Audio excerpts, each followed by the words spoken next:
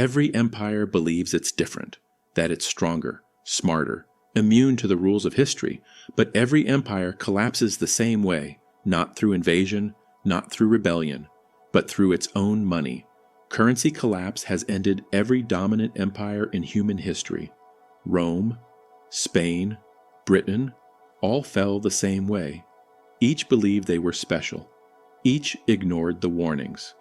And now, the United States is walking the exact same path. Step by step. The same overconfidence, the same debt, the same decay from within. This is the pattern that has repeated for over 2,000 years. The pattern that turns the world's most powerful nations into footnotes in history. And the question isn't if it will happen again. It's how close we are to the end of the story. Because the pattern is already repeating. And once it begins, it never stops. Let's go back to where it all started, with the empire that defined civilization itself, Rome. Rome wasn't just an empire, it was the empire. At its peak, it ruled 60 million people across 3 continents. Its roads stretched for thousands of miles. Its armies were unmatched. Its cities glittered with marble. And at the heart of it all was trust. Trust in a silver coin called the denarius. For centuries, every Roman soldier, merchant, and citizen believed that coin had real value. It was pure silver, and everyone knew exactly what it was worth. That trust was the foundation of Rome's power. But empires are expensive. Every new border meant more troops, more forts, more roads, more taxes, and more money than Rome actually had. Then came Emperor Nero. He needed more coins to fund his lavish life and endless wars. So he made a small change. He cut the silver content from 100% to 90%. It seemed harmless, but that tiny change started the slow death of the Roman currency. By the time Emperor Caracalla took power, the coin was only half silver. And a few decades later, under Emperor Gallienus, it was barely 5%. A coin that once held real value was now almost worthless metal with a thin silver coating. Prices exploded. A loaf of bread that cost 1 coin now cost 50. Soldiers demanded payment in gold or goods. Farmers refused to sell food for coins. Trade collapsed. Trust disappeared. And Rome's greatest enemy turned out to be Rome itself. Not the barbarians at the gate, but the greed within its own walls. By the time the money died, the empire was already dead. It couldn't pay its armies. It couldn't run its cities. It couldn't feed its people. Rome proved the pattern. Military overreach, unsustainable spending, currency debasement, inflation, collapse. And the terrifying part is, every empire since has repeated the same mistake. The next one to do it was drowning in silver, not running out of it. Spain. In the 1500s, Spain stood on top of the world. It had conquered vast territories across the Americas. It ruled lands so rich that people called it the empire where the sun never set. And in 1545, Spain made a discovery that seemed to guarantee its dominance forever. A mountain made entirely of silver. Cerro Rico, in what is now Bolivia, became the single richest mine in human history. For more than a century, it poured out nearly half of all the silver on Earth. Galleons loaded with treasure crossed the Atlantic every year, filling Spain's coffers with unimaginable wealth. The Spanish dollar became the world's first truly global currency. Pure, trusted, accepted from Europe to Asia. It looked like Spain had found infinite money. But that illusion would destroy them, because when everyone suddenly has more money, the money itself becomes worth less. Prices soared. Inflation exploded across Europe. What cost 1 silver coin in 1500 cost 10 a century later. Silver was still pure, but there was too much of it. Spain had flooded the market with its own success. And worse, it didn't build industries or invent new technologies, it just kept spending. Wars, palaces, imports from other countries that were actually producing things. The silver came in and flowed straight back out. By the late 1500s, Spain's kings were drowning in debt. King Philip II borrowed endlessly to fund wars he couldn't win. Against the Ottomans, against the Netherlands, against England, and when he couldn't pay, he did the unthinkable. He defaulted, not once, but 4 times in 40 years.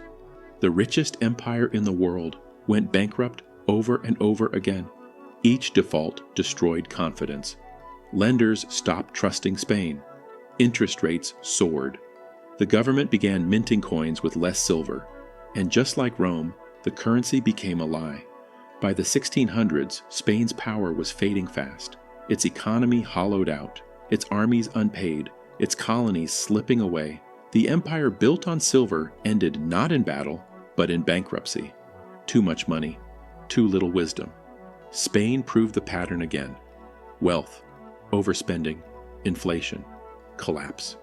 The next empire thought it had learned from history, but it made the same mistake, this time with gold.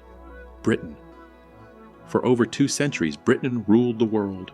Its empire stretched across every continent. 1/4 of the world's population lived under its flag. The British pound wasn't just money, it was the backbone of global trade. Everyone trusted it, because every pound could be exchanged for a fixed amount of gold. That gold standard made the currency unshakable. But empires are built on credit, and credit has to be repaid. Britain borrowed to build railways, to run colonies, to fund wars, and for a while it worked, until war changed everything. In 1914, World War I began. Britain's national debt was about $650 million. By the end of the war, it had exploded to over $7 billion. A tenfold increase in just 5 years. To pay for the war, Britain printed money and suspended the gold standard. The pound was no longer backed by gold, only by government promises. After the war, they tried to go back. In 1925, Winston Churchill restored the gold standard at the old exchange rate, but the value was too high. Exports collapsed. Unemployment soared. And 6 years later, Britain was forced off gold again, this time for good. Trust began to crumble. Then came World War II. By 1945, Britain's national debt had reached 270% of its entire economy. The empire had bankrupted itself to survive. And at the Bretton Woods Conference in 1944, the unthinkable happened. The world replaced the British pound with the US dollar as the global reserve currency. Britain's financial crown was gone. They tried to recover. In 1949, the pound was devalued by 30%. In 1967, it was devalued again. Each time, savings vanished and confidence evaporated. The empire that had ruled the world could no longer afford to hold it together. India declared independence. The Suez Crisis humiliated Britain. Colony after colony broke away. And by the 1970s, inflation was soaring. Britain went to the International Monetary Fund for a bailout, the same institution it once helped create. The pound, once the world's strongest currency, had become a symbol of decline. The pattern had repeated again. War debt, currency debasement, inflation, collapse. Rome had done it with silver, Spain with too much treasure, Britain with borrowed money. And when the pound fell, a new empire rose to take its place. The United States. After World War II, the United States stood alone at the top. Its cities were intact. Its industries were booming. Its currency was king. At the Bretton Woods Conference, the world made it official. The US dollar became the global standard, backed by gold at $35 an ounce. Every major nation tied its currency to the dollar. And for decades, that system worked. America became the new Rome, powerful, trusted, unstoppable. But the same pattern was already taking shape. Wars in Korea and Vietnam drained money. New welfare programs and global military bases stretched the budget thin. By the late 1960s, foreign governments noticed something strange. The United States was printing more dollars than it had gold to back them. France and others began demanding gold instead of paper, and the vaults at Fort Knox started to empty. In 1971, President Nixon made a decision that changed history. He ended the gold standard completely. From that moment on, the dollar was backed by nothing but trust. The dollar had become pure fiat money, just ink and belief. At first, it looked fine. The petrodollar system kept global demand high because oil could only be traded in dollars, but underneath, the same sickness grew: debt. In 1980, America owed $900 billion. By 2000, it was $5.6 trillion. By 2020, it had jumped to $27 trillion. And now, in 2025, it's over $36 trillion. That's a 40-fold increase in less than 50 years. To keep the system alive, the Federal Reserve created money out of nothing. In 2008, it began quantitative easing, pumping trillions into the economy. During the pandemic, it printed $4 trillion more in just 2 years. They said it wouldn't cause inflation. They said modern economics was different, but inflation exploded anyway. Prices for food, housing, and healthcare soared. And while politicians blamed everything else, history whispered the truth. Rome said the same thing before its collapse. Spain said the same thing before its defaults. Britain said the same thing before losing its empire. Every empire believes it's immune until the pattern catches up. And right now, America is following that pattern step by step. The world's trust in the dollar is fading. Nations are trading in local currencies. Gold reserves are rising in China and Russia.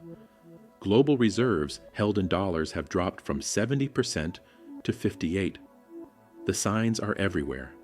The debt is unsustainable. The money is losing meaning.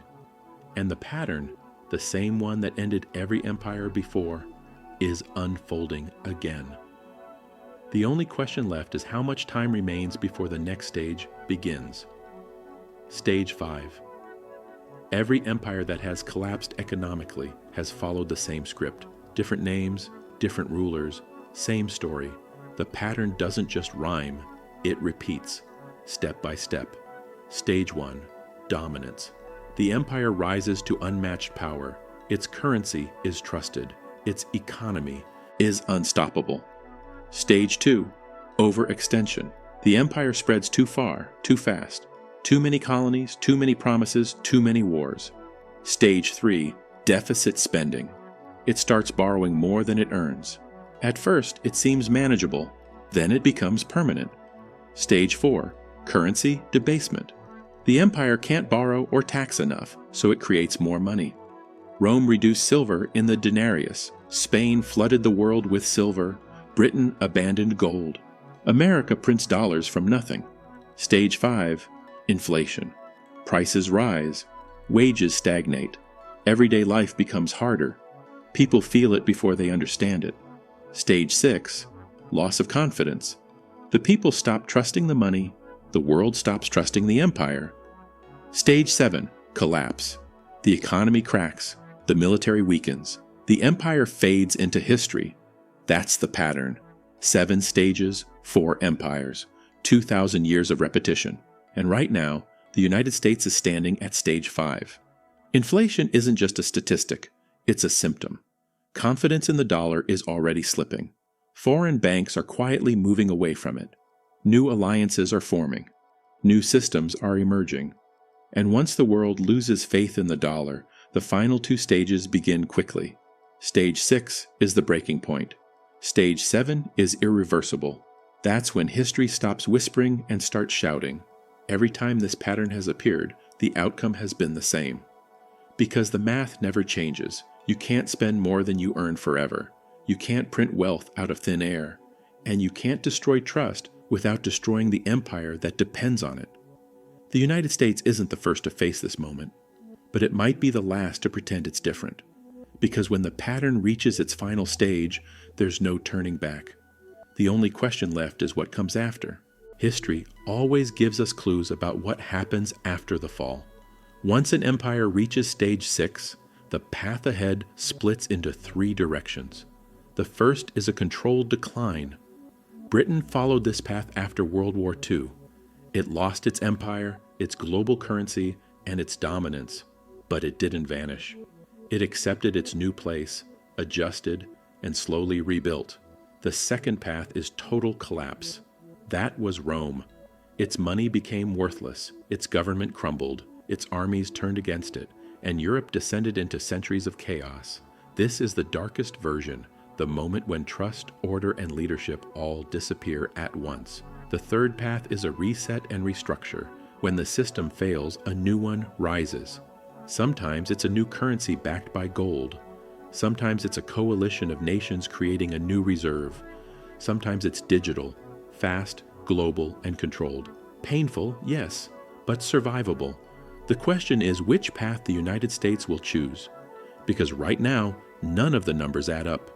The national debt can't be repaid, inflation can't be ignored, and the political will to change course doesn't exist.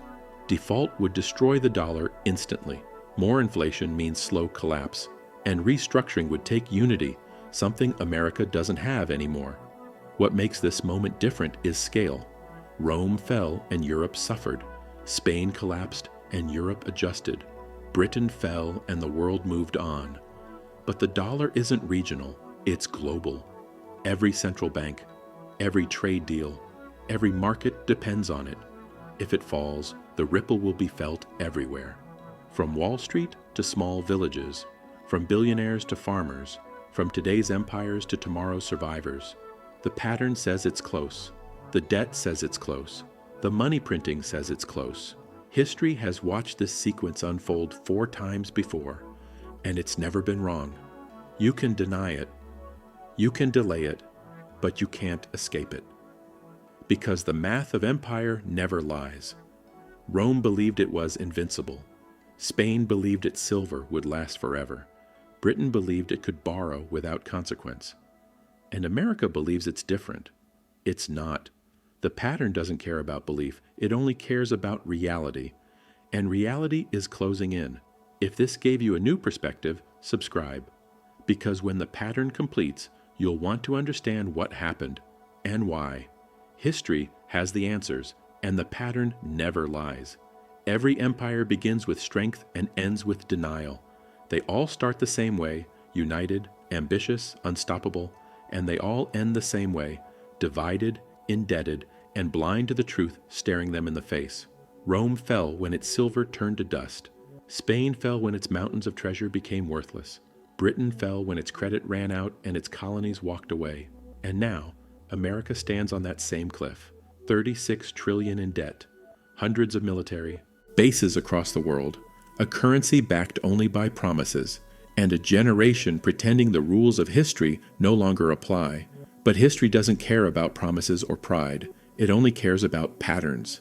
Every time the same signs appear, overextension, debt, inflation, loss of confidence, the ending never changes. It doesn't matter how powerful the empire is or how advanced its technology becomes. You can't print trust. You can't borrow forever. And you can't escape the math of collapse. The pattern has destroyed every empire before this one, and it's already written how this one ends. Maybe it happens slowly, a quiet decline where the dollar fades and the world moves on. Maybe it happens fast, a sudden collapse that shocks the global system overnight. Either way, the result is the same. A new order will rise. A new reserve currency will emerge. And history will turn another page. Because the empire collapse pattern has no favorites. It doesn't care about flags or borders. It only follows numbers, the same sequence, the same outcome, every time. So if you're watching this, remember, empires don't die in battle, they die in debt.